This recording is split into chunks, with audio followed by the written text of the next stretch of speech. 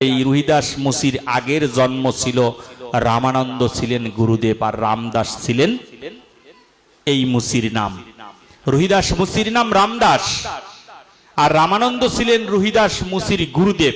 এটা রায় রামানন্দ নয়, চৈতন্য চরিতামৃতের যে রায় রামানন্দ সেই রায় রামানন্দ নয়, এটা হচ্ছে রুহিদাস মুসির গুরুদেব, অর্থাৎ আগের জন্মের যিনি গুরুদেব ছিলেন তার নাম ছিল রামদাস।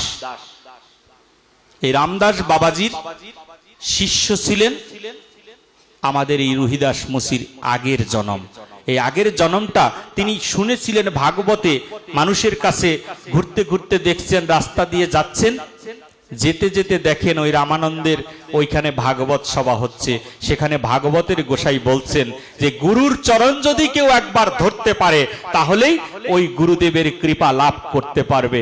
এই কথা ভেবে ওই মূর্খটা গিয়ে একদম রামদাস বাবাজির, রামানন্দের বাবাজির চরণ ধরে বসলেন। এই রামদাস ছিল একটু মূর্খ প্রকৃতির, সোজাসুজি বুঝতেন, বাঁকা বুঝতেন না, বলেছে চরণ ধরে বসবে।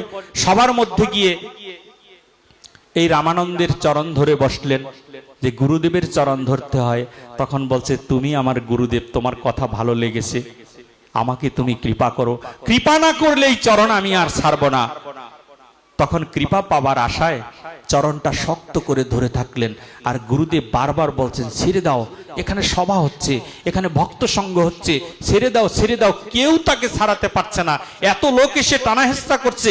ওই মূর্খটা একদম চরণটা ধরেই বসেছে, চরণ আর ছাড়ব না যদি তোমার কৃপা লাভ না করি, তুমি যদি কৃপা না করো তাহলে তোমার চরণ আর ছাড়ব না। রুহিদাস মুসি এমনি এমনি আসেনি। একটা রুহিদাস মুসি এক জন্ম নয়, জন্ম জন্মান্তরের তপস্যার ফল হচ্ছে এই রুহিদাস মুসির মতো বৈষ্ণবেরা। রামদাস যখন রামানন্দের চরণ ধরলেন, ছাড়াতে পারলেন না।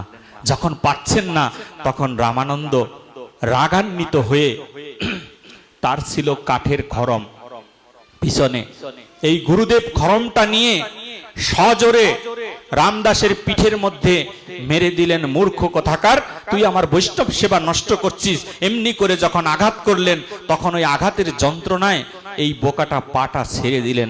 ছেড়ে দিয়ে আস্তে আস্তে হাঁটতে হাঁটতে হাঁটতে হাঁটতে নদীর পারে চলে যায়। নদীর পারে যখন যায়, পিঠে একটুখানি হাত দিয়ে দেখে ওই রামানন্দের চরণের দাগটা, খড়মের দাগটা তার পিঠের মধ্যে লেগে আছে, একদম খড়মটা বসে আছে, দাগটা লেগে গেছে। তখন তিনি চিন্তা করলো, আমার এই মুখ নিয়ে, আমার এই দেহ নিয়ে যদি আমি লোকালয়ে যাই আর আমার এই চরণের আঘাত যদি কেউ দেখে তাহলে সবাই আমার গুরুদেবের বদনাম করবে।